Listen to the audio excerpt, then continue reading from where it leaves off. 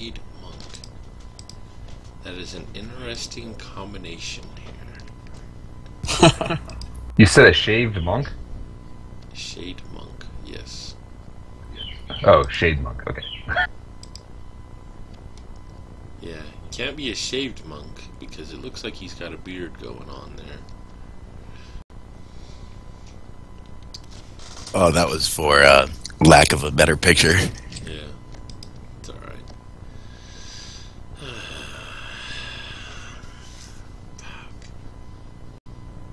Damn. Shade monk.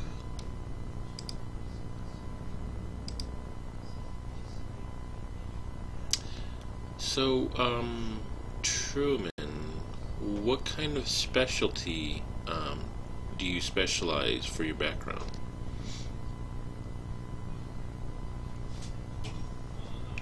Who did what? What kind of specialty do I specialize for my background? Oh, What's your specialty? I think I'll have to roll that up.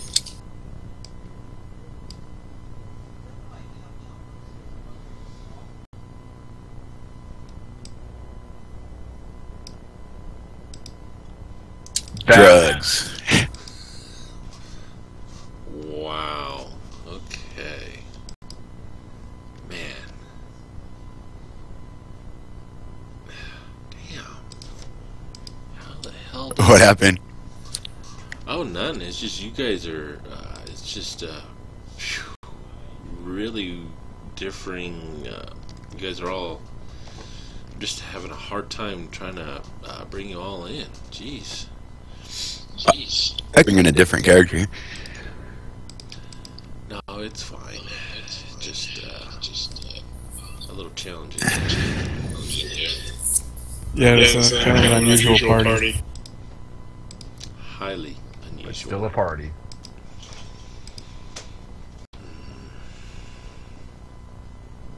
Bring in the cleric of death if you want. Yeah, what? That'd be a little unusual.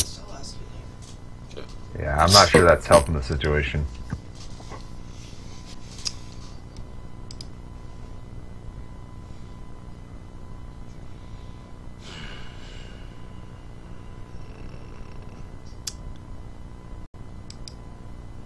Well, my character believes in chance meetings, so it really wouldn't affect me too much to travel around with these differing personalities. Alright, well, for lack of a better trying to figure out how in the hell to bring you together, I think I'm just going to throw you together in a...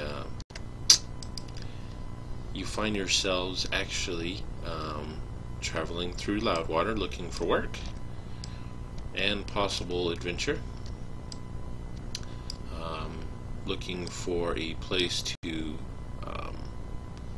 possibly mingle with the local population, find out some more information, get some food in your belly, possible place to rest.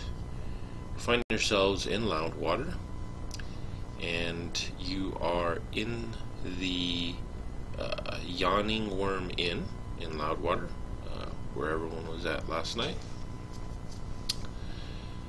It's mid-afternoon.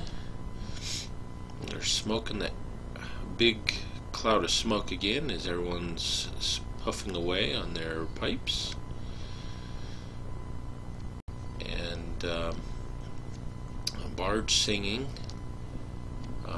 There's a lot of people that are staring, especially at Datura and Renly, as you guys are definitely unique. They're definitely keeping an eye on you. Butt naked except for my loincloth. All that and seeing a shade enter in to the room. And a butt naked of all things. Yeah. The nerve. You see most of the people as you sit down in some tables. Anyone that's nearby promptly gets up and moves to the other side of the room. And as they are sitting on the other side of the room, they keep staring in your general direction. Mr. Renly. And of course, everyone also keeps stealing glances over at Datura, the little tiny pixie there.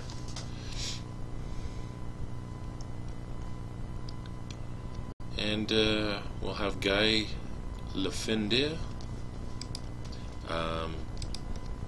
at one of the tables in the center.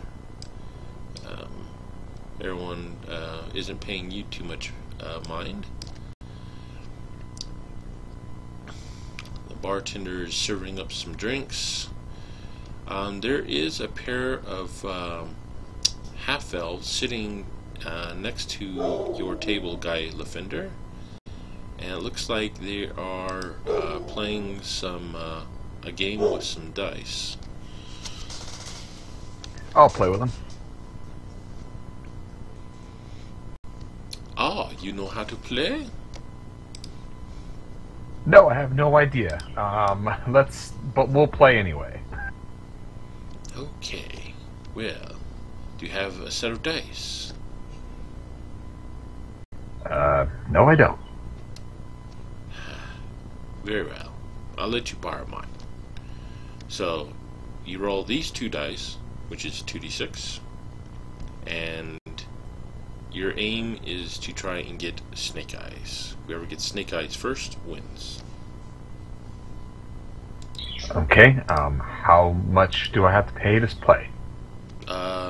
Let's go with a bet for your first try, 5 silver pieces.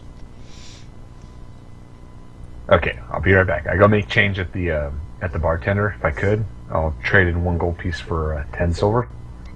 Alright, he does. And he gives you a knowing wink and he says, good luck. Of course. And I'll tip him 1 silver piece for making that transaction for me. Oh, thanks. Alright. So you roll. Then they roll. They got 2 5s. Roll again.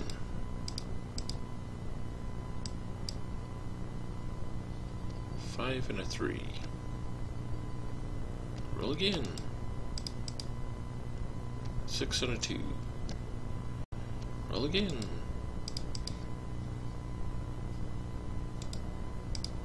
And again. And again.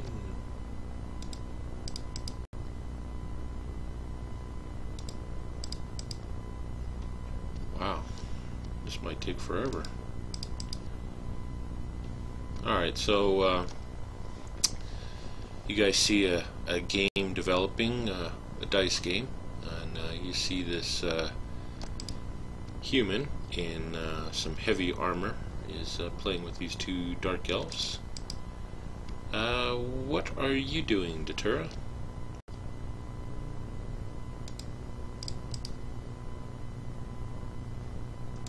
Sorry, I had a quick question. Is it the background that determines what our starting gold is? Yes.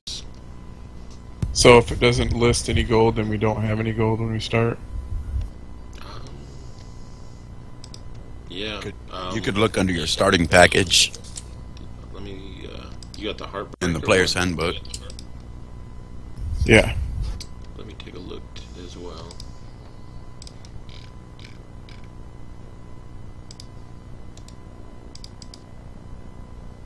Basically it says I get the Seducer's Kit, but I'm not even exactly sure what's in there. What's it say in the player's handbook to your starting kit for your class?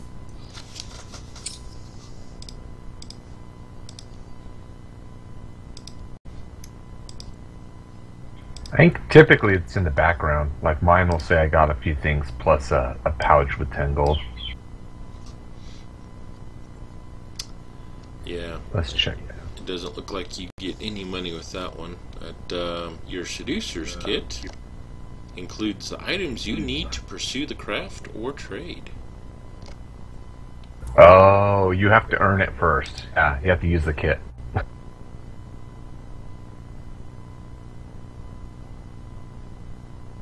Okay, so when I first enter and fly in, I'll be hovering in the doorway, and I look, is there any females present? You see a couple of young elven Woo, lasses over at a table eating some breakfast. Oh, you win. So, Guy Lefender, you just won 15 silver pieces. How much is a drink? I'll buy these two elves a drink.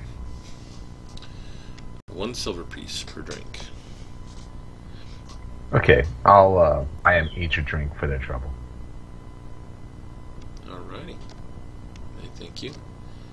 Alright, so deter So you. yeah, I'm gonna fly over to the females, and I kind of circle a bit before. What size am I as a pixie? Is it what I'm imagining? You know, just like a few inches, or? Well, technically you're tiny, although Fantasy Grounds wouldn't recognize tiny. I believe pixies are around 2 feet tall, if I recall correctly.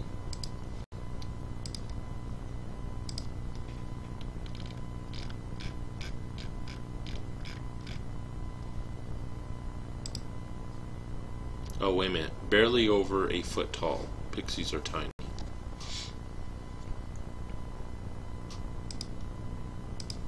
Okay, so yeah, then I guess I'll just hover at the edge of the table. Alright, and they look up and they kind of... Hello, ladies. Hello? And they kind of get a big old smile to their face. Wow.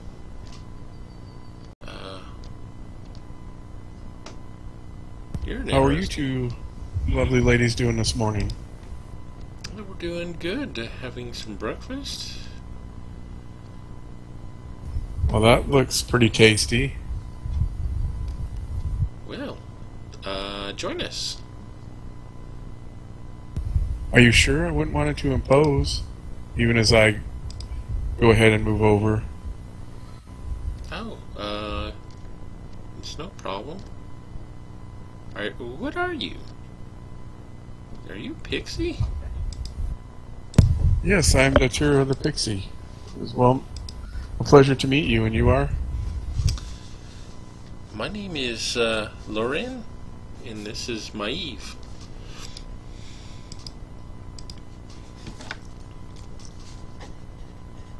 Well, truly my lucky day, and I give a kind of a flourish and a bow.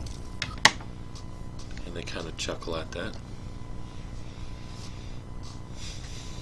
So what are we having for breakfast? Now we're having some eggs, some bacon, hash browns.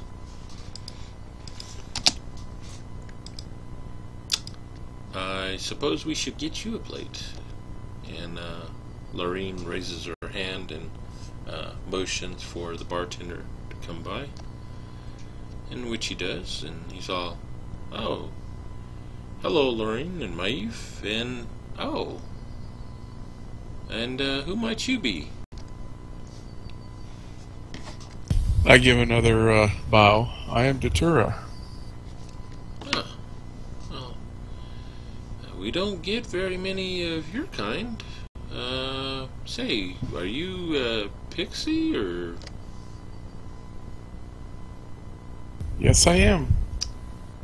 Interesting. Wow.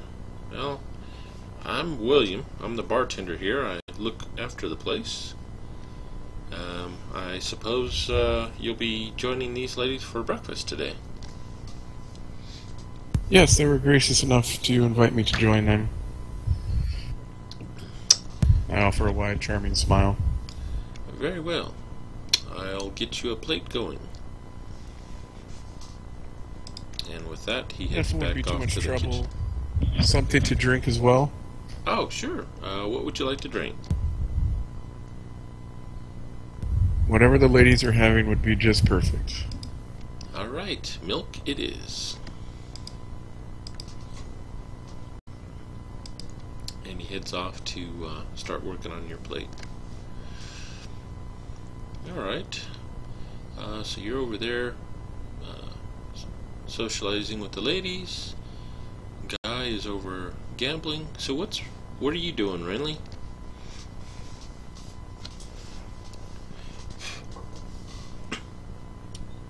I'm just gonna kind of stroll around the bar, around the tables where people are smoking, and try to deduce what it is they're smoking, if it's just tobacco or something like that. It looks like they're smoking pipeweed. Okay. Make a mental note of that for my smuggling. Gotcha. And I guess I'll just sit at the bar. Alright. You sit down at the bar, and the bartender cautiously approaches you. Man, we're getting all kinds of weird folk around here. Who and what might you be, sir? I just stare at him with one eyebrow raised, with my yellow eyes, and I'll ask, what might I be? Yeah. You don't look like a normal sort of folk from around here.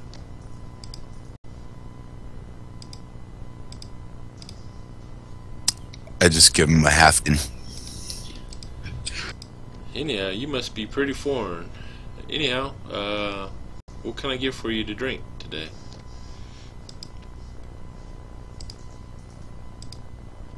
How much is L? That'd be 1 silver piece. Alright, I'll give him a gold piece. Wow. And wait for my change. Okay. And he makes change and brings it back. And there you go.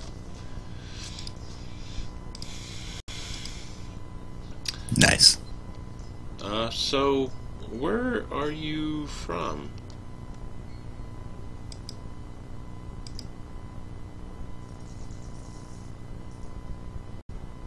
I come from a monastery to the east.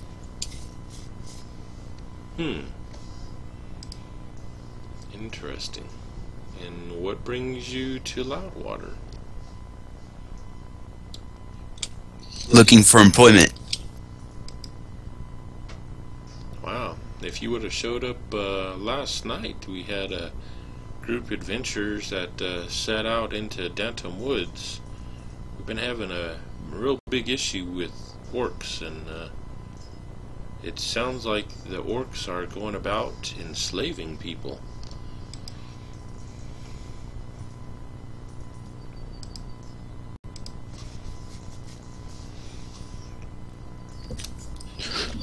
Who is it that is hiring people to look for these orcs? Well, actually, those folk, they kind of just took it upon themselves to set out and take care of this problem in the hopes of gaining some fame and possibly the town rewarding them somehow. But I've also heard of a mage, Kentum. Some people say he's been having some bug problems. He lives in a tower off towards the northeast of here, up by Danum Woods.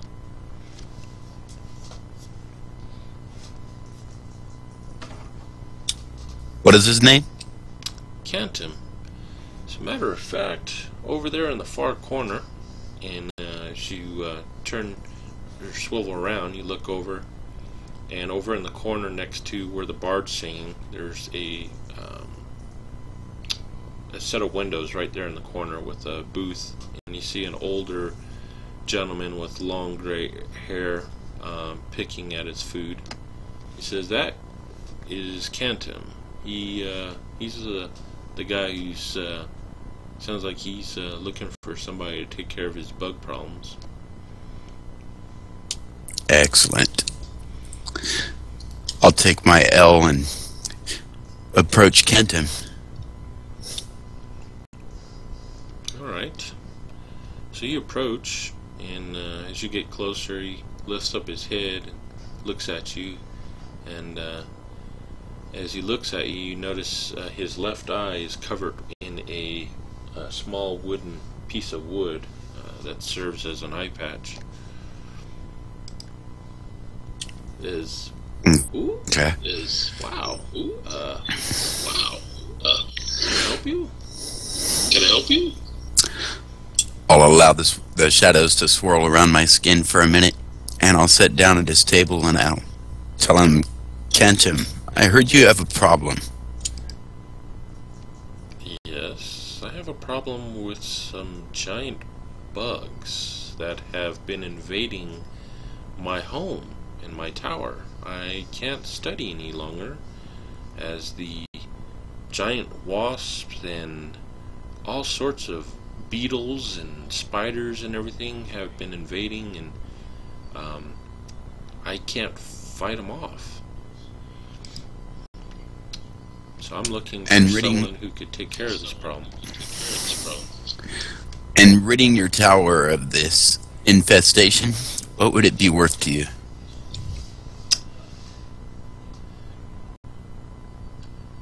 Well, if I could return to my travels, I'd be willing to part with some of my trinkets, and I do have some money set aside. I'm willing to offer that up.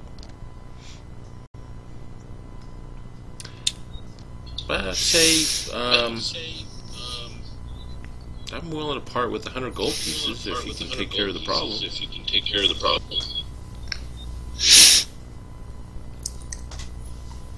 Okay. Sounds reasonable to me. And you said that you're willing to part with some trinkets. Yeah, I have a couple trinkets I'll let go, along with the 100 gold pieces. How many is a couple? A couple is two, young man. Very well.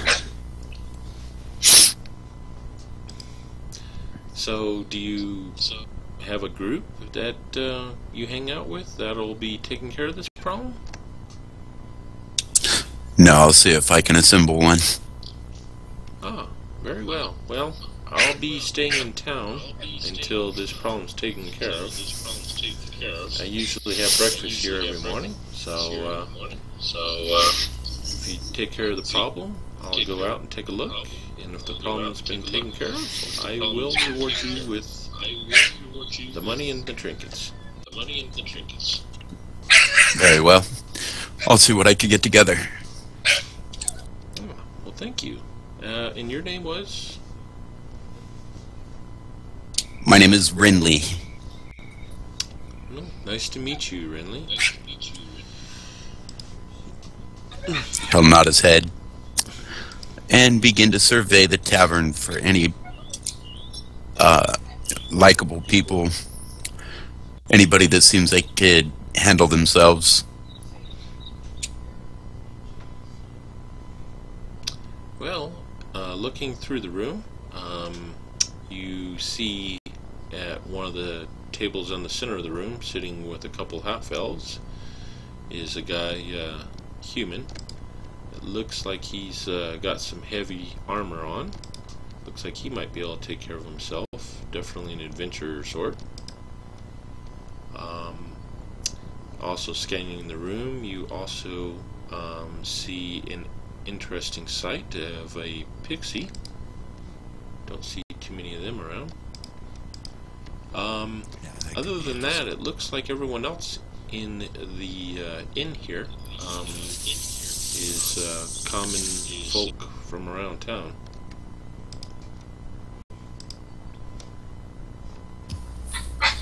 Okay. I'm going to approach the heavily armored guy. That would have been a good name.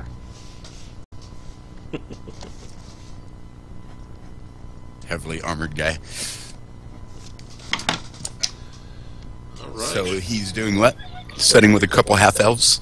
Yeah, Yep. sitting with a couple half-elves. They're drinking some ale, and you see a couple pairs of dice on the table. Yep, and I'm telling him a story about the time I once stood alone against a terrible monster.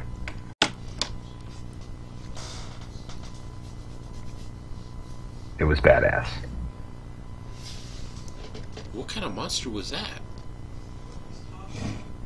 It was the chief of an orc tribe not far from here. Ooh. Was it the Black Hand tribe? No, it was an orc chief named Throlmash in these caverns.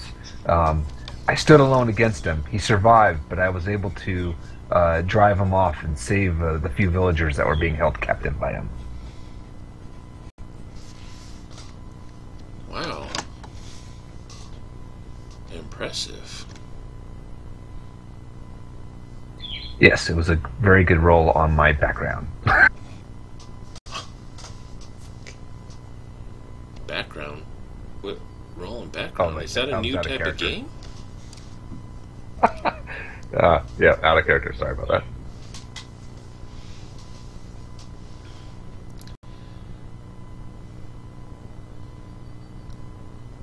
Anyhow, you see a interesting individual standing near your table or approaching with yellow eyes, and you see some shadows kind of swirl about him.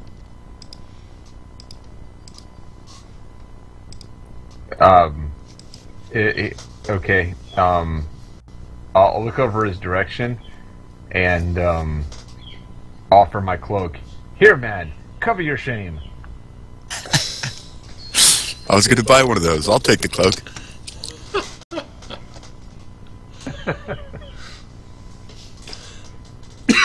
There be ladies present.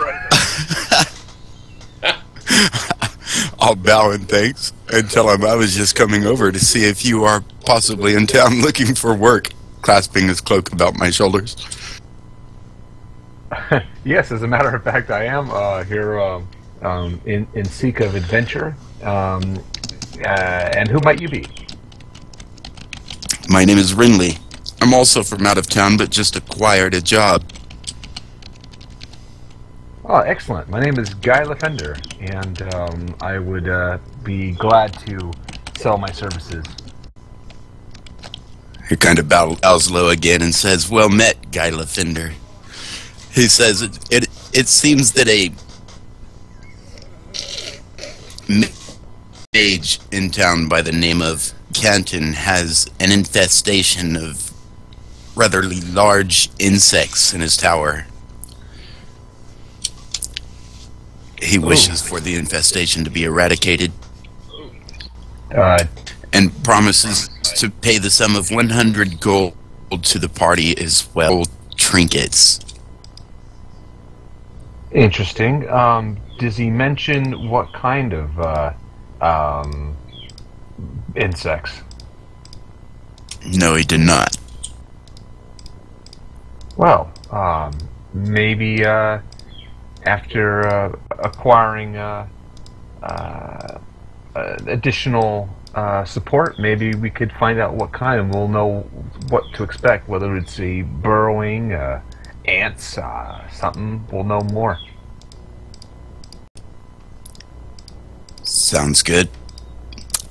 I'm off to look for more people to join in our group. Okay. You might try that table over there where those ladies are. There was a interesting looking fellow over there. Sounds like a good idea. I was thinking the same.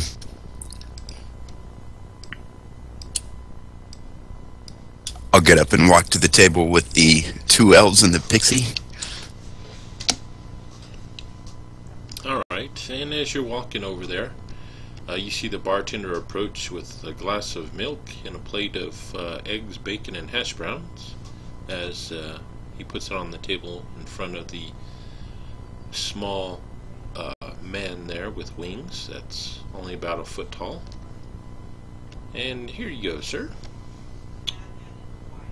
I'm going to set As the bartender. a table that's kind of close to. I'm sorry. Go ahead.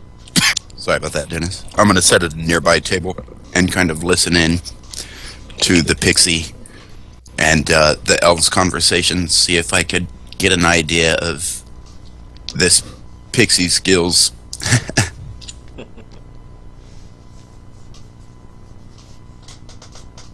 As the bartender approaches, I'm charming up the ladies. I pull a small flower bud from my pouch and put it on the table. Then using my druid craft cantrip, I make it bloom into a flower, followed by the faint scent of a field of fresh flowers to fill the area around the table. Oh wow, that really charms up the Lauren and Maeve over there as they smile and giggle and they get red in the face. Oh, wow. That is so nice. Interesting. And I'll lift the flower and fly it over to one of the girls and give it to her. Oh, and with that, they give you a wink. Oh, wow. That is so cool. Just a small token for one so beautiful. And once again, Lorraine, her cheeks go all red. She starts blushing. And Maeve, she's like, wow. So, are you like a magician or something?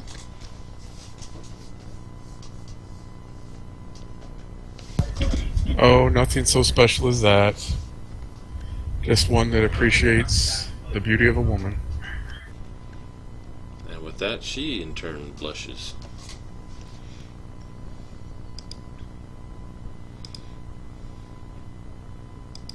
At that, then I fly back over to my spot, to the plate that the bartender left, and begin eating. As I'll occasionally glance up to the females, giving them a wink.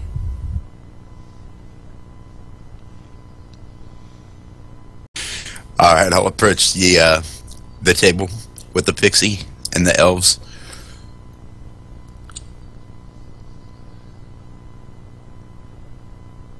All right. And the two girls look like they're busy staring at Deter over there as he's eating, and they're also admiring the flowers that he made bloom. I'll lightly say, "Pardon me, ladies," and I'll turn to the pixie and give another little bow and say, "Good day, good pixie." It takes a minute for me to register someone else is there, as I'm enraptured by the beautiful women. But when I see it, my eyes kind of widen as I look them over with curiosity. Wow. And I kind of stare at them a bit dumbfounded for a moment. I tell him, "I have noticed you possess some unusual talents. I'm looking for someone with such talents that may be interested in work."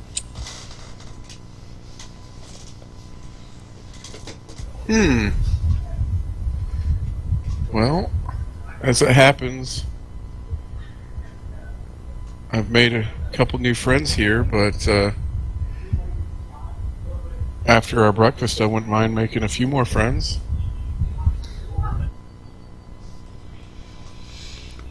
Sounds good to me. I'll let you go about your business and we'll get together later.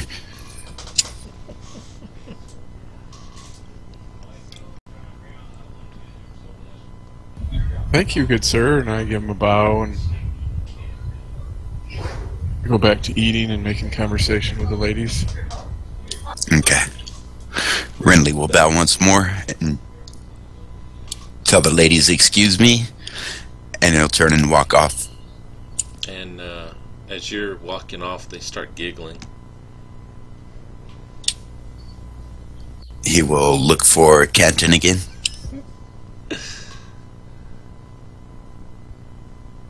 You'll look for what again? Oh, Cantum? The mage? Okay. Yeah, you see him, he's over in the corner, and he seems to have a look of hope in his eyes now. Oh, I'm sorry, I was using the wrong button. Dang it. So anyway, you look for Cantum, and you see him over in the corner, and he's looking about the room. And he actually looks like he's got a look of hope in his eyes now, as he's been watching you go about putting together a team. Alright. I'll go sit at his table and tell him it is done, Canton. I found a group. I believe we are enough to handle your infestation. Ah, that is great news. I can't wait to be able to return to my tower and continue my studies. I have such important matters to resolve.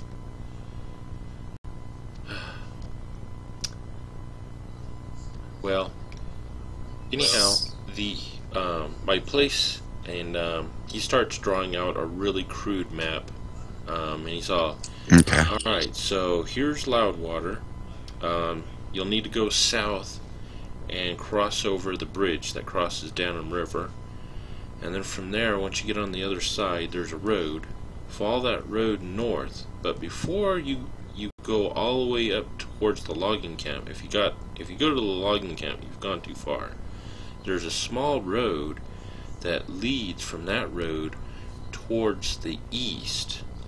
Probably about another couple hours walk, and there on the southern edge of the woods, you'll see my tower with a pond near it. And that's the other thing. That pond that's near my tower, it used to have some of the freshest water in the entire area. But there's some black goop that's in there now. And perhaps that's what's attracting those giant wasps that keep invading my tower. I'm not sure.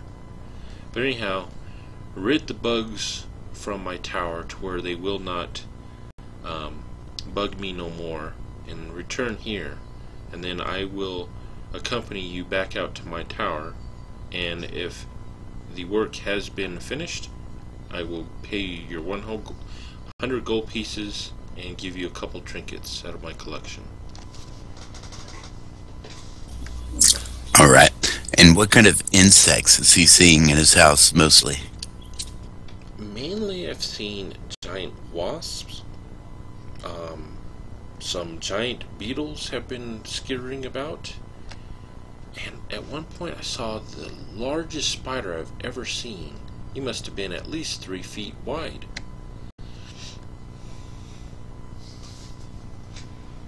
Interesting.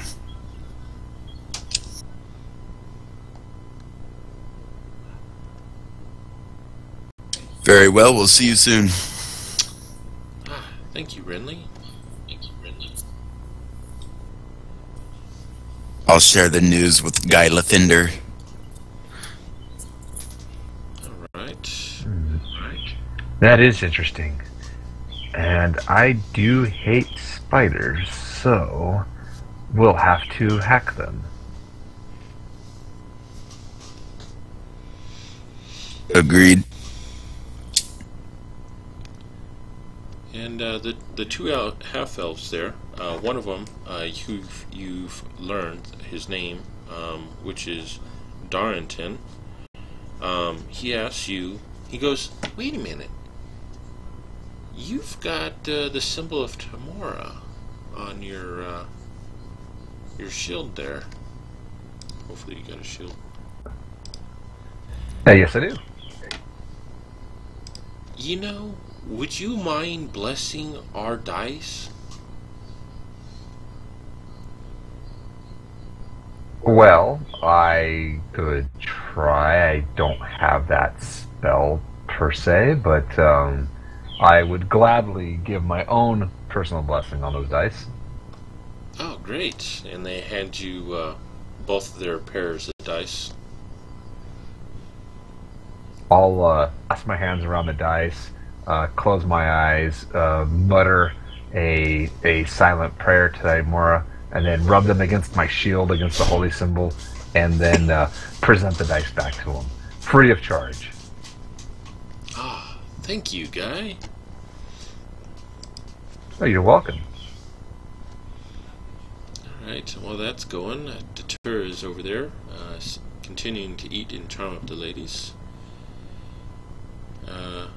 The ladies, eventually, they, looks like they take out a piece of parchment and they quickly scribble out something on it, and they turn it over and they pass it over to you, Datura, and they go, "Here, unfortunately we have to go about our work for the day.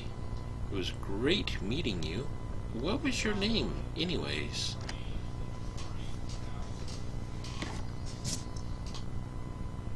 I am Datura. Well, Datura, I'm Lauren, and this is Mage. But, like I said, unfortunately we have to run off as we have to get to work. But here you go, and we hope you have a great day, and hopefully we'll see you again real soon. And they give you a wink.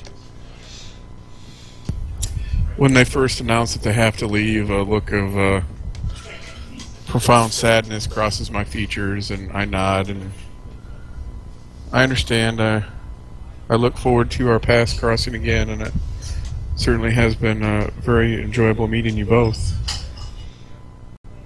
Okay, and with the look of sadness on your face, Lauren, she once again she pushes that piece of parchment that's got some scribbling on the face down, pushes it towards you. Yeah, hopefully we'll meet again real soon. I take it and nod and then give a bow. Farewell until we meet next. Yes. And with that, they both kind of look a little sad too, and they wave goodbye, and they proceed to leave the inn.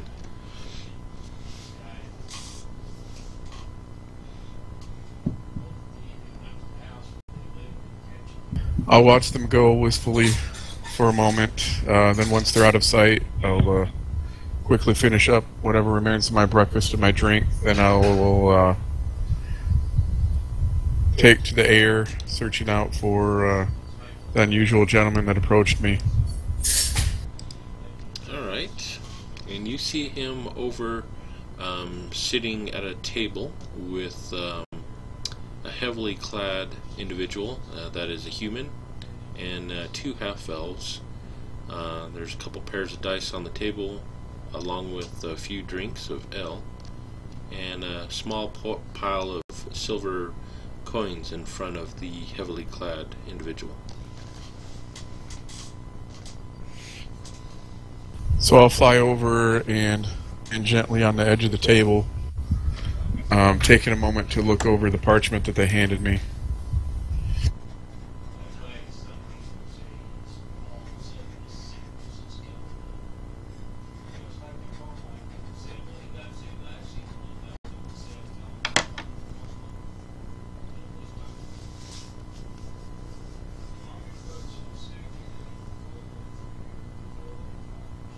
Alright, and with that, Guy, you see the little pixie man fly over towards you.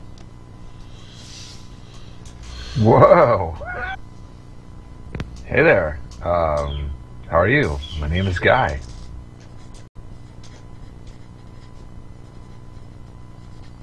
I give a bow. I'm Datura. Well met. and well met to you, sir. Care to join us?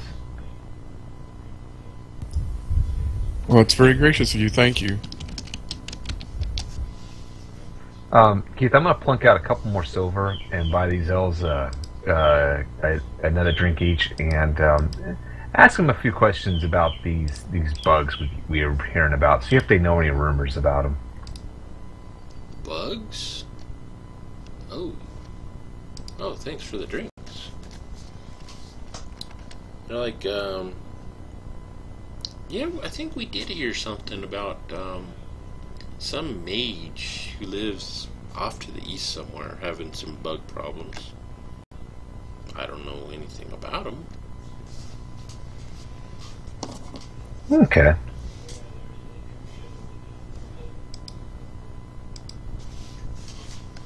Well, I think we know as much as we're going to know, unless anybody else has anything else they wanted to go over. Actually, while they're talking, I want to look over that parchment that the girls gave me. And you see that they've scribbled down their names along with their address, where they live. Oh yeah. I kind of give a light grin and do a fist pump, then fold up the parchment and stick it in one of my pouches. Alrighty.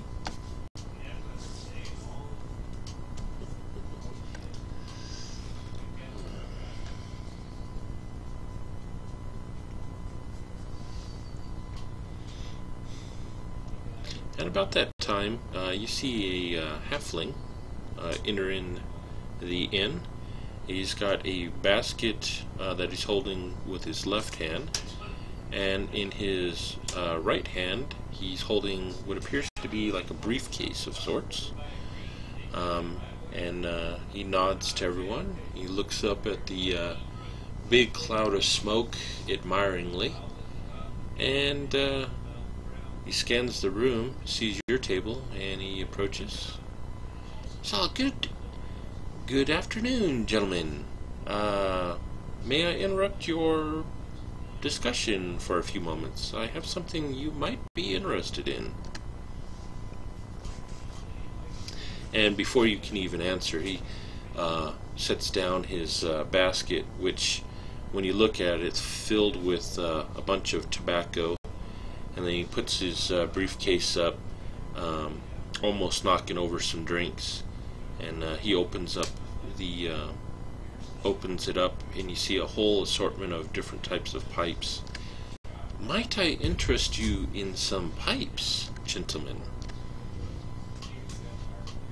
And of course we have some local tobacco, pipeweed here. As soon as he puts the bag down and opens it up, I kind of zip over, peering into it, pulling it open further as I kind of look around in there with curiosity. Oh, well, aren't you an interesting sort of person there? I don't think I have a pipe small enough for you, but I'd be willing to take an order to get you one. Unless, of course, you can use one of these regular standard size pipes. I'll introduce myself, the halfling. Tell him... Did he introduce himself already? Oh, I'm didn't. sorry. Yes, I did not introduce myself. My name is Renly. I'm Renly. Renly Halfbottom. Half-bottom. He stole my name. He's good. And he looks you up and down, and he gets the weirdest look in his eyes, and he kind of chuckles, but he holds it in. Might I interest you in one of these pipes? What the hell? No. No? Forgive me, sir. He goes, but it's not very often you run across a person only dressed in a loincloth and a cloak. The only picture that comes to mind is, well, are you a streaker?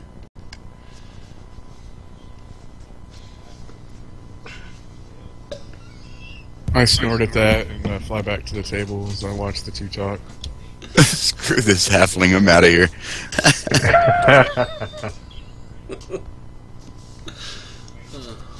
Oh, I'm sorry, I did not mean to offend you.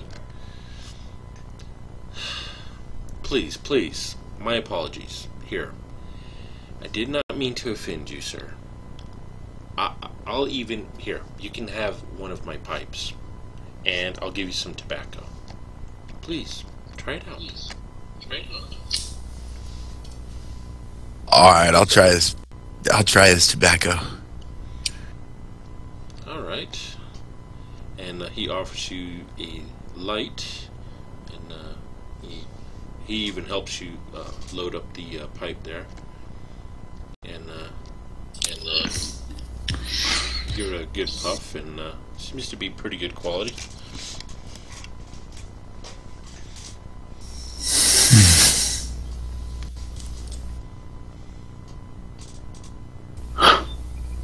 Alright. And he looks over at Guy, and he's all, and you, sir? All adventurers should have their own personal tobacco pipe. What better to entertain yourself as you're traveling the world and puffing on a pipe with the best tobacco there is to be had? I'll politely decline and say that I'm sorry, I do not smoke, but I do appreciate the offer, and best of luck to you. Oh, really? Oh, that is too bad. And he looks over at Datura, and you, little sir, would you like a pipe?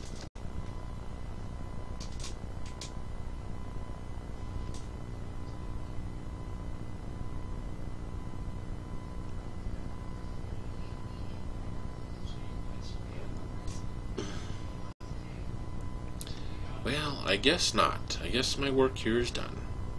Well, thank you for your time, gentlemen. And he closes up his little briefcase and picks up his basket and moseys on around the room, offering his goods to everyone else in the room.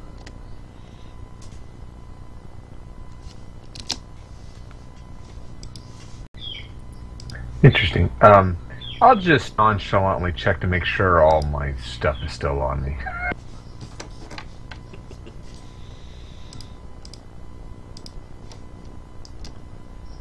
So, the man of tomorrow, who believes in luck, decides to start patting down and making sure everything is still there.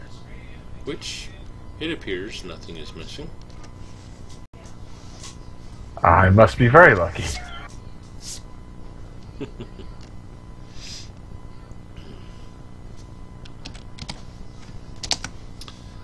Alright.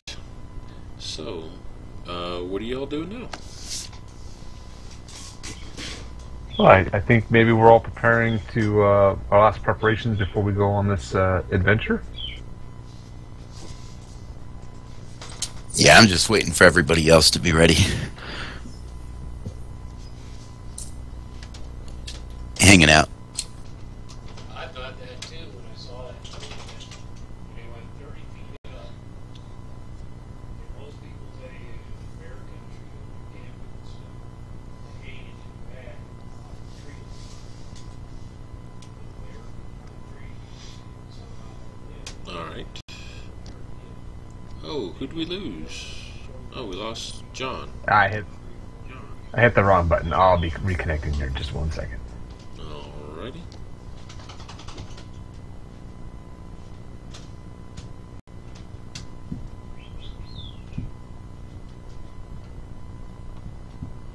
But yes, I am ready as well. I think we should go deal with this bug problem. the way Timora intended, with a sharp sword, heavy flail.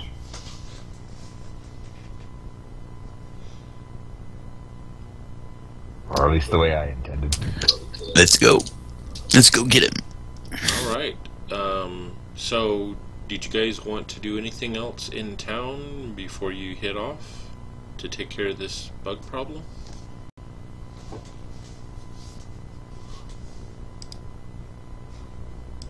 No, I'm flat broke. I need some money.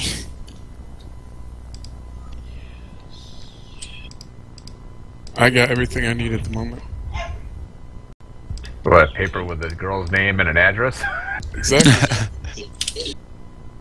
Score.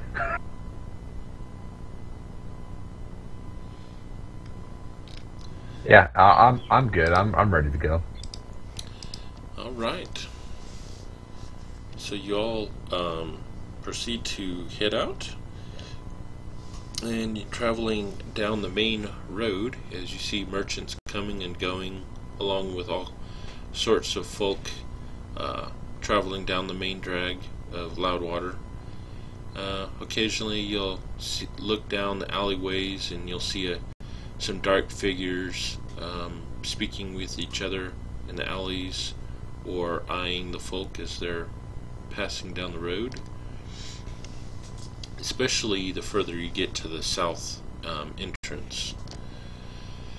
And eventually you exit through the town, heading south along the trail, and you go about another mile before the road starts turning towards the east, and you come up across a bridge, and there's a shack there, and you see a guard standing outside, and he is currently talking to a merchant sitting up on a wagon. The wagon's got lots of barrels and some crates on it, and he's got a big old tarp over the top of it. And sounds like they're haggling over something.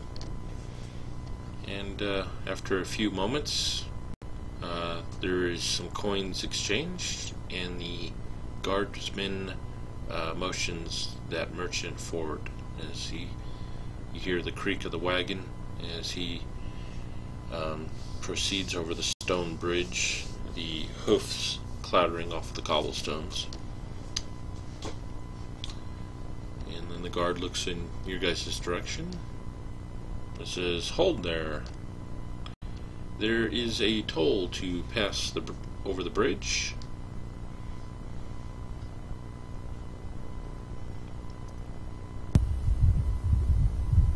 Hello, good sir. So how is it that you came to be the owner of this fine bridge? We, the Red Scarlet Merchant Guild, have gone and made ourselves available to help the citizens all throughout the realm in building roads and bridges. And anyone that is not part of our guild and doesn't pay any membership dues is required to pay a toll in order to use our bridges and our roads and such. And you guys are a strange lot. He keeps looking around. You're just traveling through, I suppose?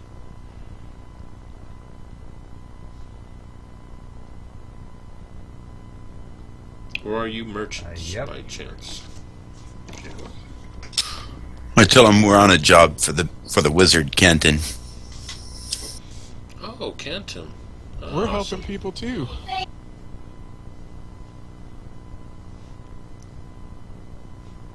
Oh, I'm sorry, little fellow. What did you say?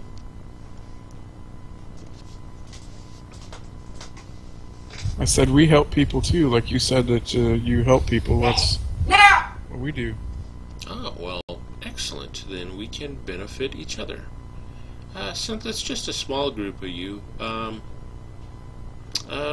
we'll only charge you guys 1 silver piece for the group of you to pass.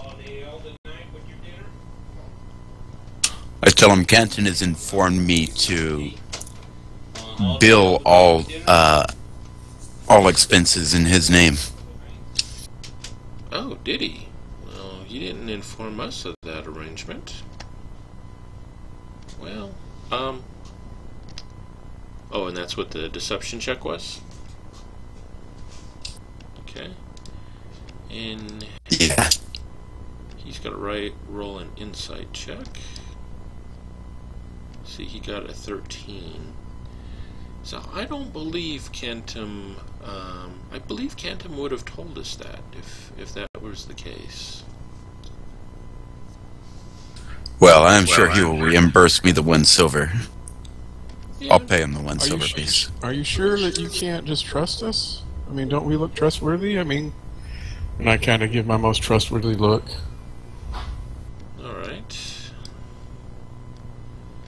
And with that, he's like, well, you guys are an odd sort, but you do look a bit trustworthy. Yeah, I'll talk to Kentum when he crosses the bridge next, and we'll square things up then. And he goes ahead and waves you guys through. He's all, well, good travels to you.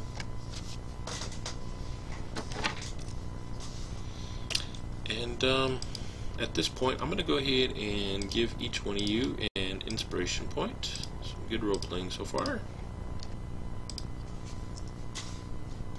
Did I do that right? Did it actually roll my skill? Because for me, it just throws. Yeah, when you put it in the dice tower, it won't show you the results. It'll just show it to me. Okay, but you see it. Okay, gotcha. Yeah.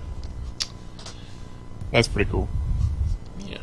That way, if someone like rolls a 3 on their stealth check, they shouldn't really know if they're not being stealthy. That's kind of always awkward when you do a roll like that. You like know it's like okay. Exactly. That's why I try and do all the skill checks through the dice tower, so I can kind of describe it, and so it's more accurate. Yeah, that's cool. I like that. All right. So with that, you guys cross over the bridge, following behind the merchant in the wagon, and he's going at a real slow pace. Obviously, he must have a heavy load on, as you can still hear the hooves clopping off of the cobblestone bridge as you're passing. So you guys are now caught up with it. Are you going to pass around the wagon? Follow behind? Ooh, maybe we should follow behind. They could bait whatever's out here. I'm going to approach the wagon driver. And he kind of looks down and over his shoulder there, and he kind of eases the horse down. Ah, hello. And he kind of gives you a inquisitive glance. I tell him, greetings, wagon driver. I have a proposition for you. Me and my group looks like we're traveling in the same way for at least some time. Perhaps we could accompany you for a price. Oh, really? And you want me to give you a price? We'll guard your wagon.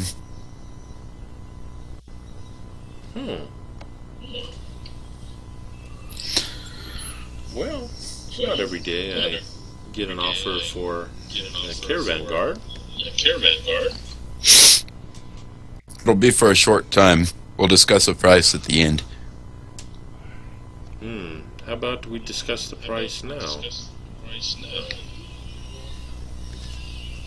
We're going to Kenton's tower. Oh, okay, that's not too far from here. How much do you offer? It's the 3 of you?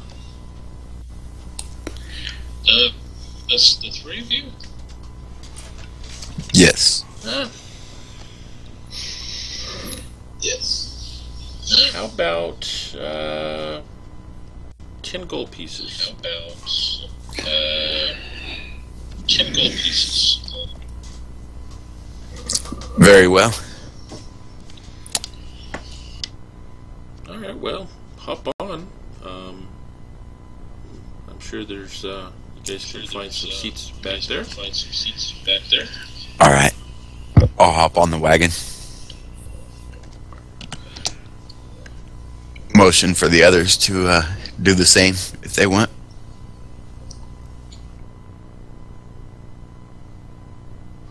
Yeah, I'll fly over and land on the back. Or like along the edge of it so that I can look over at all the interesting stuff. Okay.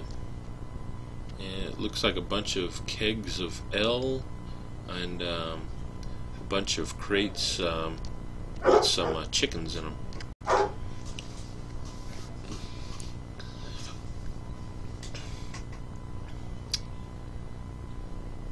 Nice. What about Guy? Are you gonna hop on the wagon?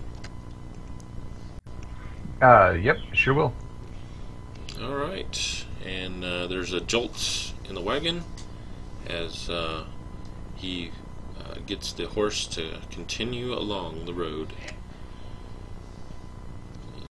Anyhow, he follows the road as it starts heading towards the north, up towards the woods in the distance. Cantum, you said, huh? Might you be going up there to take care of his bug problems? Yes, we are. Ah, well, how noble of you guys.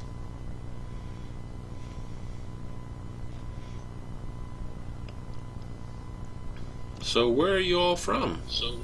Because you don't look like you're from around here.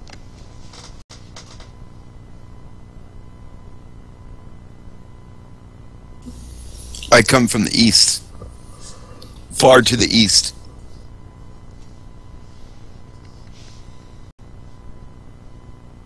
I see. And I am from the south. The deep south. Deep south. Are you from Afrova by chance? A small village and near there. Oh wow. I've heard of some horrendous sandstorms in that region. A truly good reason to leave the area. I'd say. What about you, little fellow? I travel around a lot. Ah. Well, excellent. Well, glad to meet you.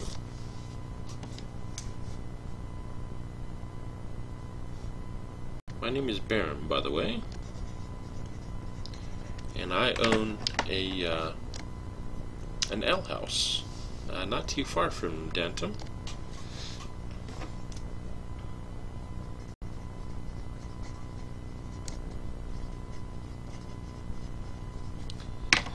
And so you guys continue along for about for a little bit of time before you start taking another road that heads towards the east, skirting along the Danham Woods. And a couple hours later, as you see the sun starting to set, you see a tower in the distance on the south side of the woods, and you see the sparkle of some water from a pond with a big layer of some dark murky, muddy type substance on the top of the pond. And he says, "Ah, there's Denham's tower up ahead."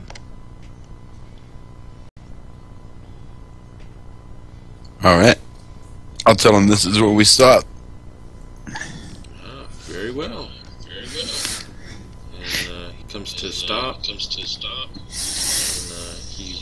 he digs in his belt pouch and pulls out 10 coins. And Alright. he drops them in your hand there, Renly. Alright. I'll give 3 to Datra and 3 to Guy, and I'll pocket 4. What kind of coins are they? Gold. Woo! I look at the offered coin and down to my small pouches. Can you just carry those for me? Yeah, I'll put them in my pouch. Awesome. All right, and with that, Barum, he gets his wagon going again, and you hear the creak of the wagon as it pulls away from you guys. Once again, you find yourself a couple hundred yards away from where the tower is. There's a pretty good sized pond right next to the tower on the left side of it, and it's got a really dark, murky color to it, and the sun is starting to set. Just out of curiosity, are there any pebbles or rocks near us? There's some pebbles and rocks there near the road. I'll just toss one into that murky water. Alright, so you take one and chuck it into the water, and as you chuck it in, it bounces a couple times and slowly sinks into its depths. That's some nasty water.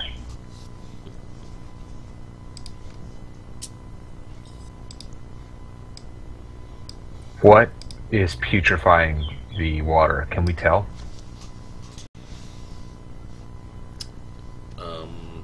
So are you going to approach the pond and check it out then? Because you're still a few hundred yards away. That's a good idea, I think. As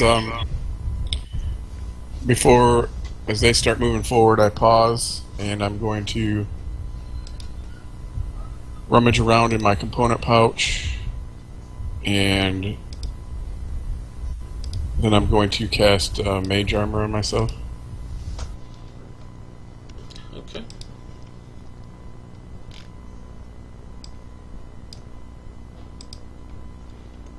And I'll approach the water, and as soon as I'm close enough, I'll kneel down and see if I can do a nature check to see what is fouling this water. Alright. So you kneel down and you take a look, and there's a real thick black, tarry black substance in the water. Alright, so you're doing that. While you're doing that, what are you doing, Renly?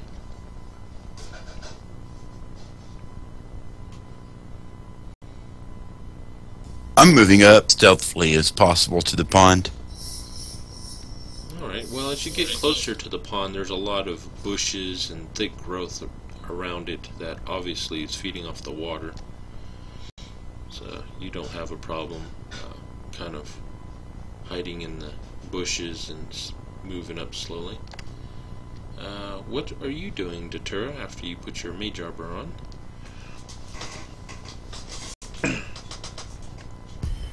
I'll do the same. I'll fly closer to the pond, and as we get closer near his cover, I'll try to be stealthy as well. Alright, go ahead and give me a stealth check on that then. Okay, so you easily dart into the bushes and slowly, quietly move up. And so I guess you guys are kind of in the bushes while a guy is up there by the shoreline of the pond looking in. Yeah, that's fine. A second here. Now, I want to observe where this water may be traveling to. Actually, it looks like it may be fed from an underground spring.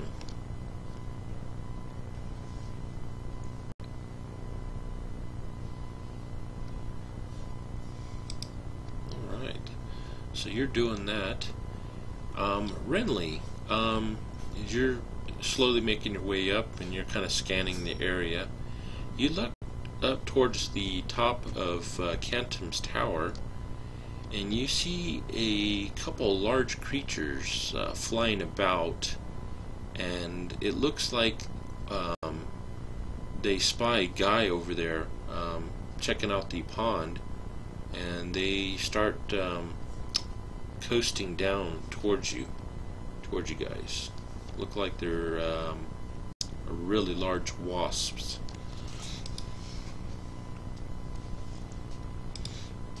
Alright. They're floating down towards us? Yep. Does it seem like I'm the only one who's noticed? You kind of quickly look about, and it looks like Guy is busy looking, kind of rubbing the stuff, trying to figure out what it is. And Okay. you've lost track of where Deter is at in the bushes.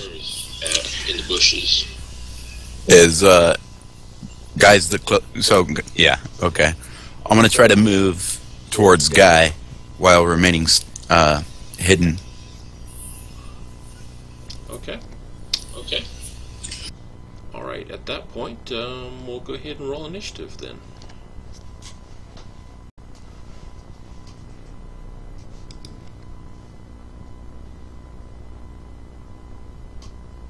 Damn.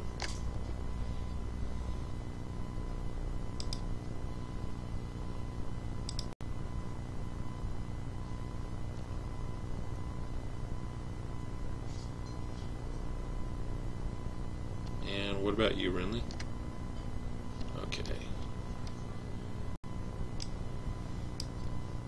Alright. So with that, Datira, you start hearing some buzzing sound coming from up ahead as you look over and start seeing two giant wasps floating down towards you guys. About how far away are they?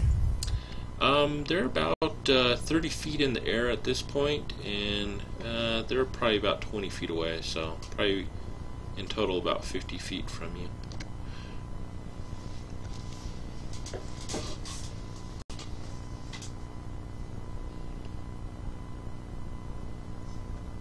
Okay, that's in plenty of range then.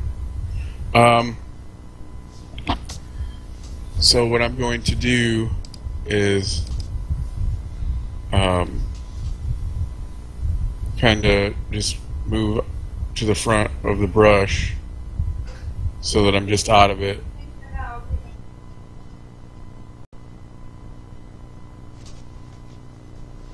And I'm going to do my firebolt cantrip Okay. at the lead wasp. Alrighty.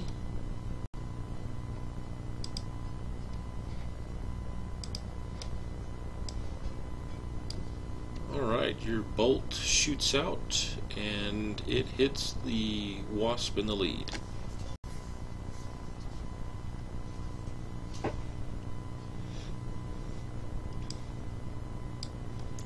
As the ball or the bolt of fire spreads over it, it flutters about, looking like it's about ready to lose its wings, and then all of a sudden it flaps real hard, trying to stay aloft at this point.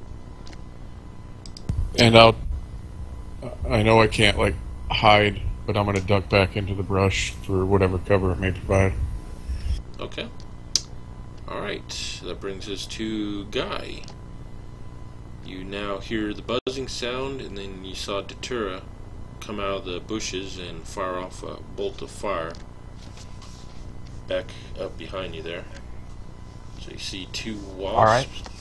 And they're about 40 feet away from where you're at.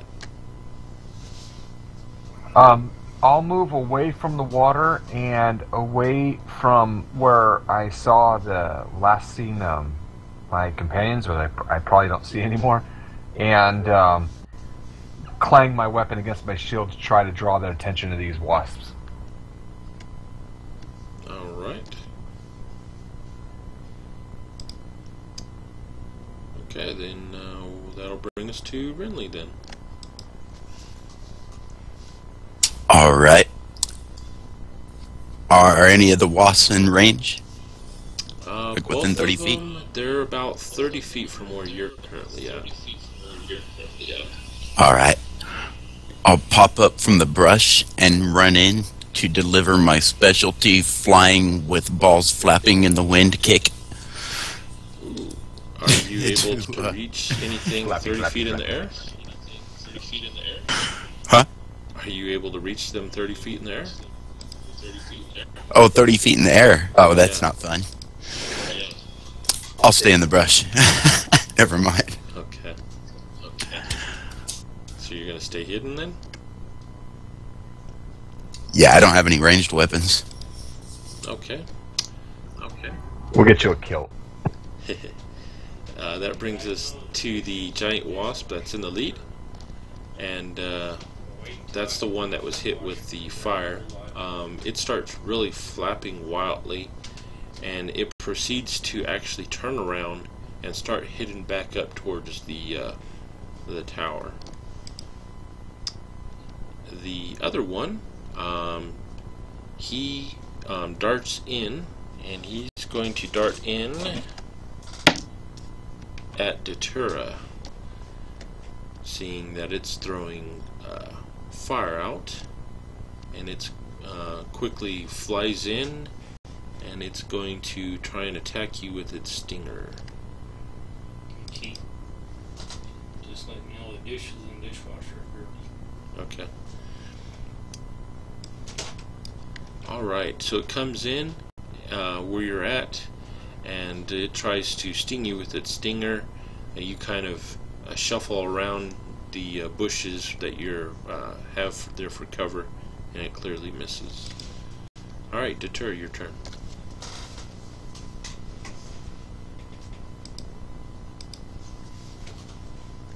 Alright, so since it flew at me, I kind of give a cry as it tries to sting me, and I'm able to avoid it. It's scraping along my invisible shield. I give it a glare as I extend my right hand, palm out, fingers curled slightly, and I send a puff of noxious gas from my palm. And it must make a con save versus 15,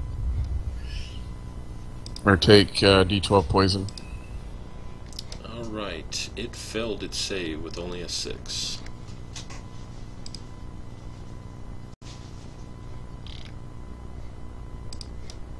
So it takes 1 point of poison damage. Wow, it kind of flutters about, kind of trying to hover up a little bit to kind of get out of range. It nearly does so, but your cloud of noxious gas barely hits it.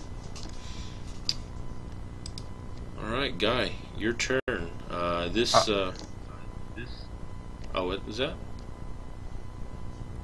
Can I charge that one that's attacking my friend? Yes, that wasp is actually now just hovering slightly above the ground. It's clobbering time. I charge it. Alright. So you rush in with your bastard sword, swinging, and that is a hit.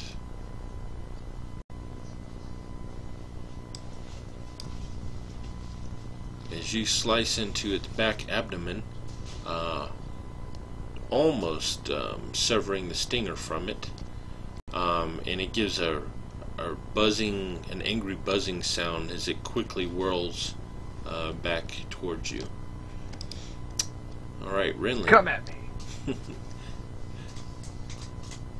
Alright. Survey the battlefield. What do I see? Are there any that's still alive close to the ground that I could attack? You do see one that Guy and Datura are both engaged in. That's about 20 feet from where you're at. The other one flew up towards the tower and you don't have sight on him anymore. Alright. I'll speed up there where they're engaging that wasp. Okay. Okay. And I'll slide in with a axe kick. I'm gonna make it a double axe kick. I'm gonna use my ability for the bonus action. Okay. Okay.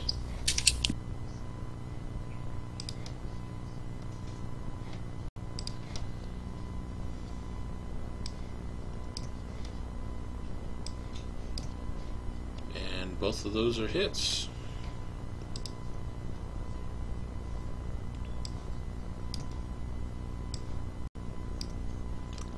And you come in. So 11 points. You come in with your double kick, and Yeah. you take that wasp by surprise, and you hit it one good whack in the head, and with that one whack, it stops fluttering its wings, and it hits the ground with a loud thump and goes still. Ooh. Real quickly, could I make a nature check to use my dagger to safely remove the stinger, maybe for later use? Sure. Okay, so is there like brush like everywhere, like high grass and stuff like that? Am I Around the understanding? sides of the pond is probably about 50 feet wide, It's probably about 50 feet wide. and Okay.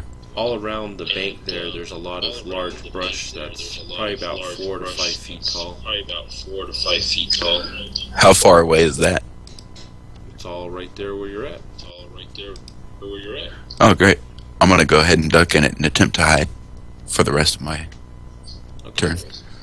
Okay. Alright, Guy, you carefully cut the stinger off and place it in your bag. Thank you. Welcome.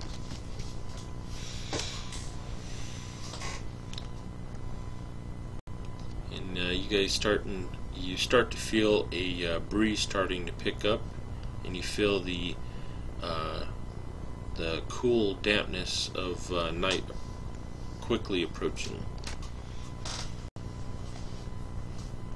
Well, As the last I guess rays we've of done the as much as sun we go can. down.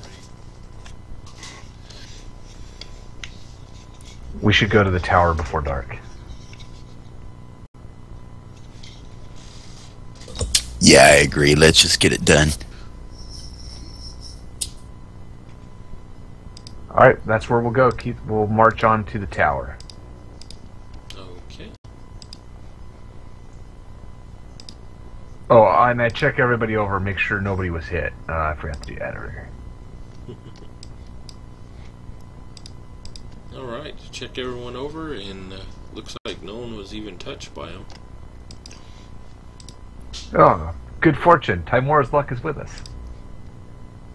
Apparently so. Apparently so. I have that 120 feet of dark vision, so I'm gonna kind of scout ahead a little bit. Okay.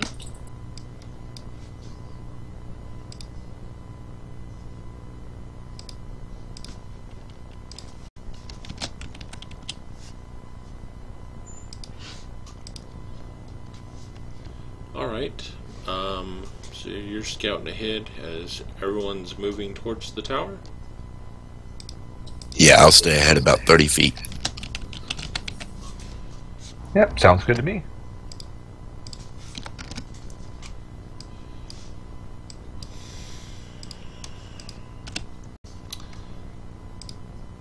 Okay, it only takes you a few minutes to eventually get to the base of the tower. You see that there is a door that actually looks ajar, and as you're approaching, you hear some rattling of some bottles coming from within. Okay. I'll wait for the group to catch up to me to this point.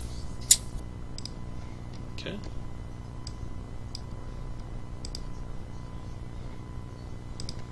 And they catch up to you after a couple minutes. All right, I'll put my ear into the door and whisper that I heard someone. Let me just meditate a moment. Or something.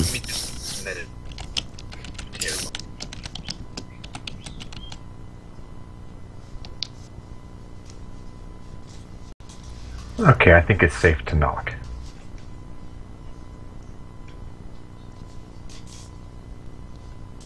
Oh, we taking a 5-minute break? Yeah, why don't we? So, go ahead and take 5 minutes and do your bio breaks and whatnot. Be right back. Okay.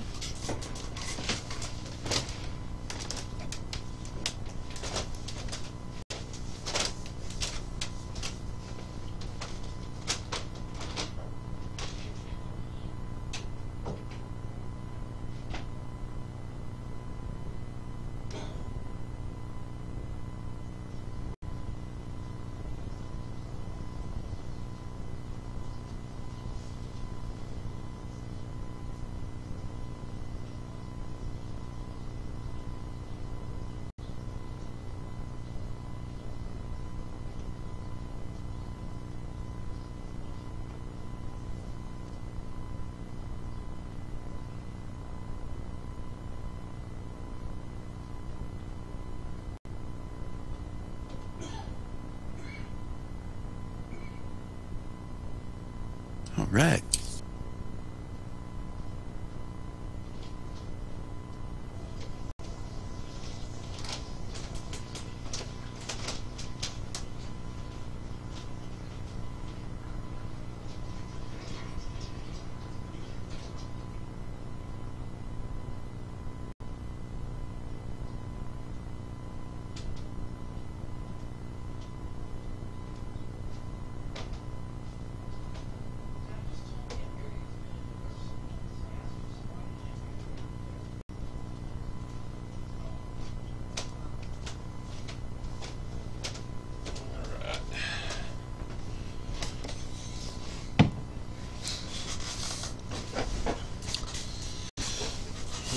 I'm back as well. All right. Yeah, everyone's taking a quick 5-minute break to bio and all that real quick. So they'll probably be back in a couple. Oh, that's cool.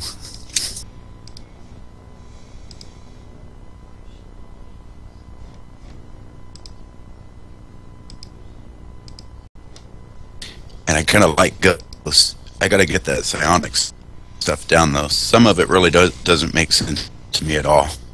Yeah, Truthfully, I don't really like. it's a bit I don't different. really like the class, how it's made. Yeah, it's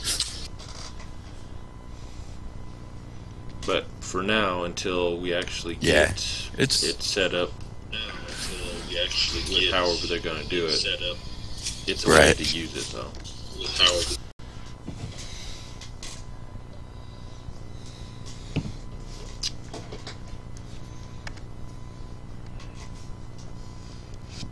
Yeah, I can't wait to see how they do it.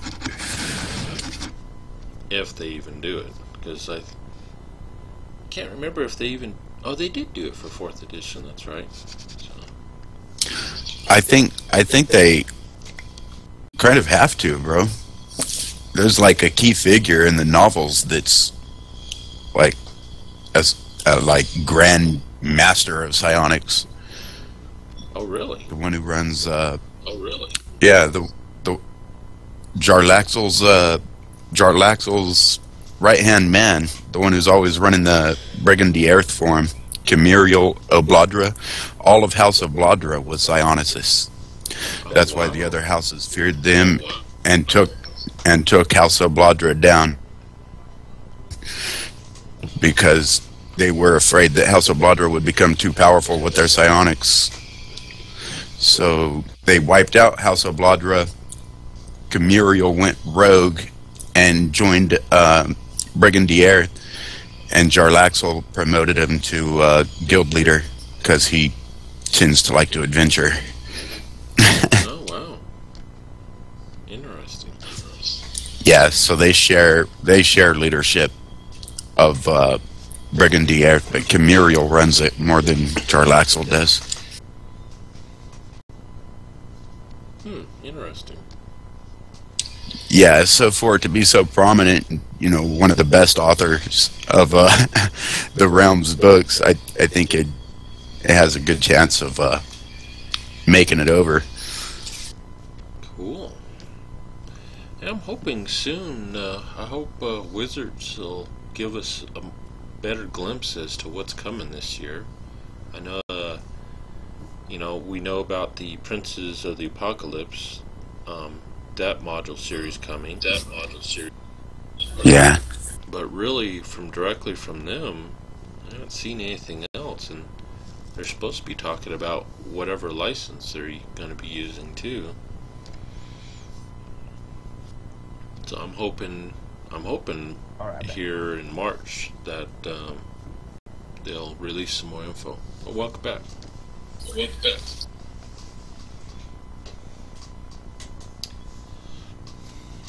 Alright, so we're ready to knock on this guy's door. I think we're still waiting on Dennis.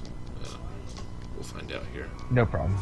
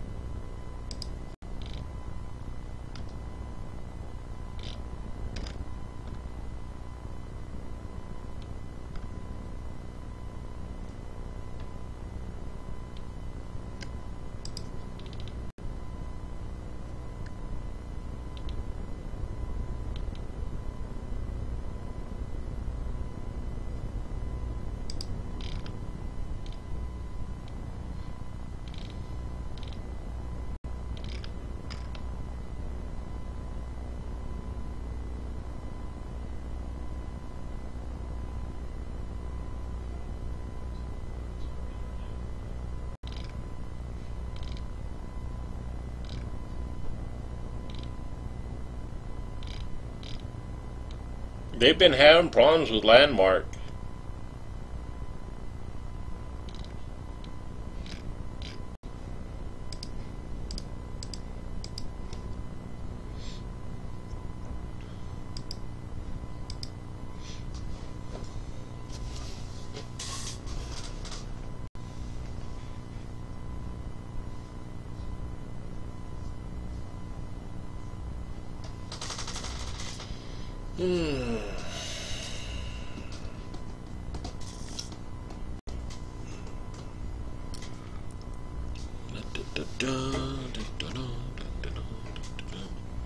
So I wonder, I was thinking that Wizards was gonna put out more information about Greyhawk first, but with that last article they put out stuff to bring Eberron up to 5th edition, so I wonder if they're gonna do Eberron next then. Oh, I used to love Greyhawk. Yeah. And there's a lot of people on the Wizards team that love Greyhawk too, so I know it should be coming pretty soon.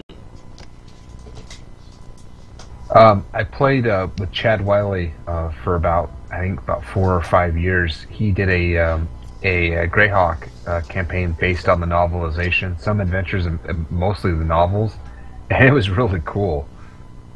Nice. We used the same characters for like 5 years. Wow, that's pretty good, man. I still have them too. My fighter was level 28, and I, some of the other guys were lower. I had a magic user that like capped out at 20 or something like that. Gotcha.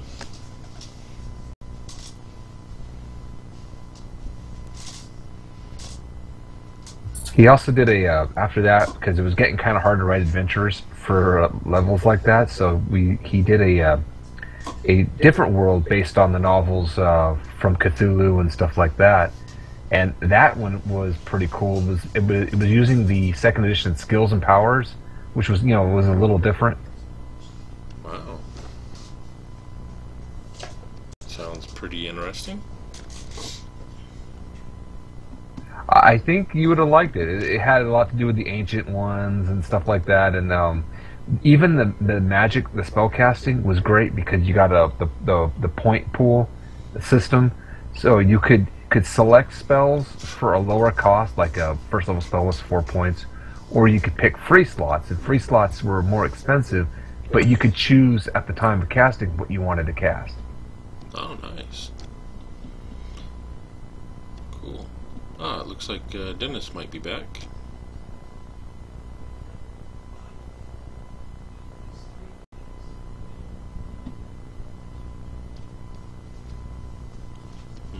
We liked it, but at that time, all the gamers from Las Vegas had already moved away.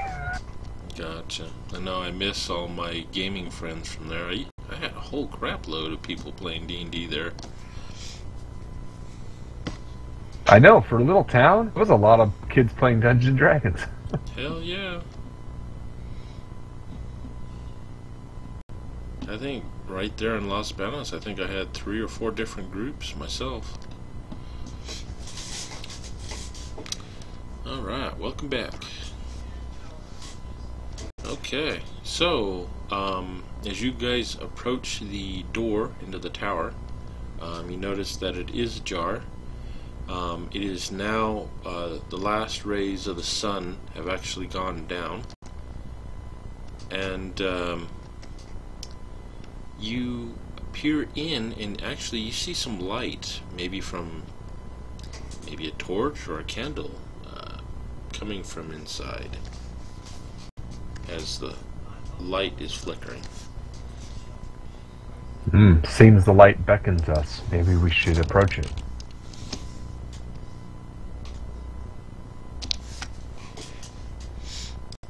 I'll go that direction. Okay. So are you going to open the door? Yes, I am. Alright, Trying to so... be as quiet and stealthy as I can. I'll follow after. Okay. So you open up the door, and you look in, and you see there are a bunch of bookcases. You see papers all over the floor. You see some ashes on the floor. You see some bottles that are broken on the floor. There is a table that looks like it has some instrument, some eating utensils. And in the middle of the room, you see the light is coming from 2 giant-sized beetles that have a large fiery orb coming from the top of their heads, and they're kind of skittering about in there. And as you open the door, they sense your presence, and they start turning and heading in your direction. It seems like they want some. I'll get away from the group and see if I can draw them towards me, and ready my bastard sword. Okay, so you're going to back up from the door then, or? No, I'll enter in further, getting closer to them. Oh, okay. You can actually go right up to them. They're only about 15 feet away from you. You do see on the back side of the tower, you do see some stairs that go up to another floor on the back side as well. And what kind of bug did you say? Looks like some type of a beetle with a big fiery orb in the center of its head. Abomination! Do we need initiative? Okay, go ahead and roll initiative then.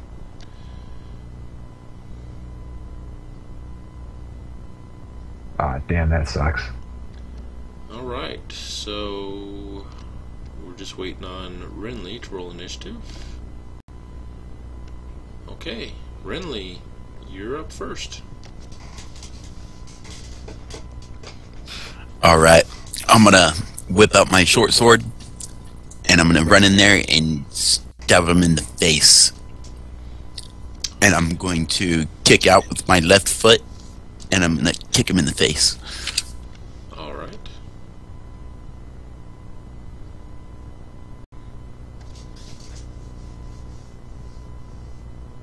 Or not.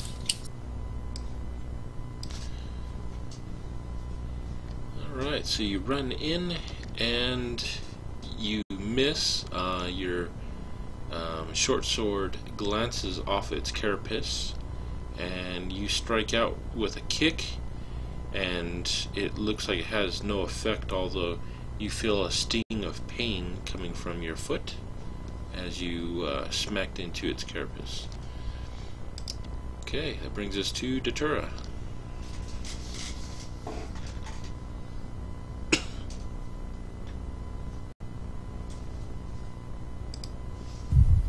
Okay, so I will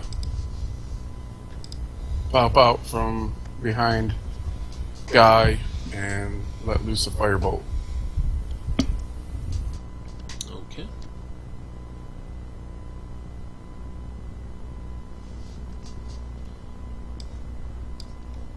Alright, your fire bolt hits it and seems to be absorbed into the creature itself, as it seems to get more excited as you hit it with the firebolt. Yeah, but clearly missed it. Alright. No fair. Their turns. The first one, he is going to, since the closest person next to the first one is Guy, it's going to attack you as it tries to bite into your foot, and it misses as you feel its mandibles bite into your boot, but doesn't pierce. The other one is going to take a bite at Renly, since he's the closest one to that one. And as it goes to bite in, it's moving and trying to bite, and it bites into the table leg of the table there in the center, and it snaps the leg off, and the table falls over on its side into the back part of the room. That brings us to Guy. Alright, I'm gonna go after the one going after Renly, or I'm sorry, after Datura, and I'm gonna give it a great cleave.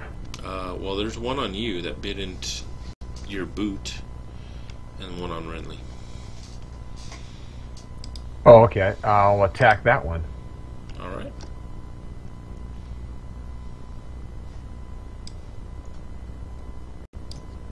So your bastard sword bites into the beetle.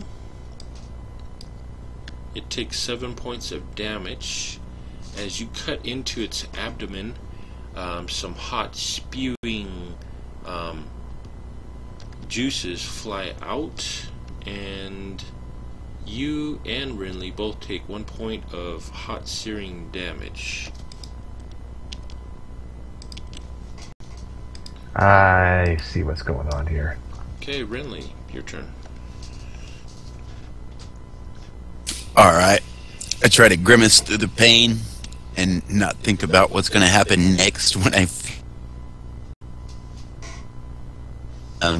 short sword around so the blade's pointed down, and I'm going to drive it down into the beetle. Okay.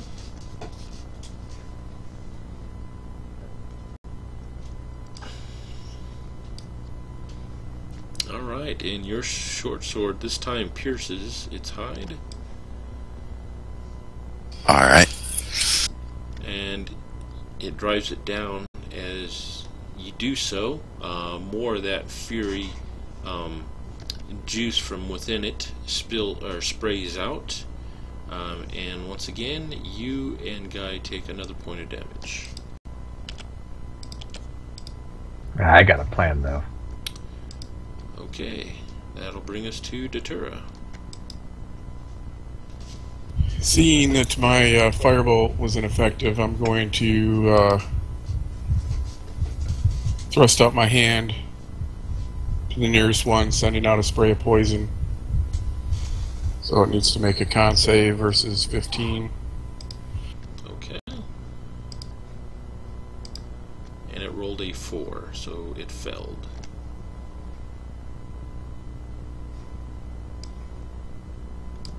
Wow.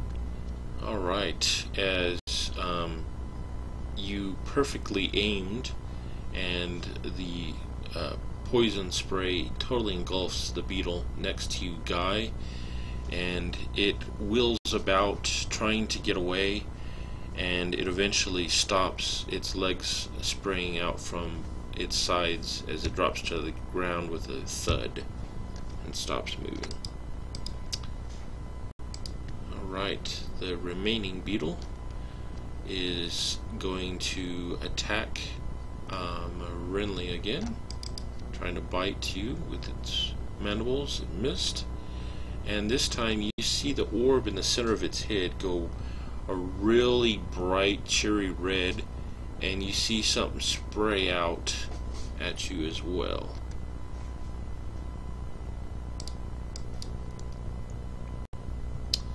And let's see. What's your AC?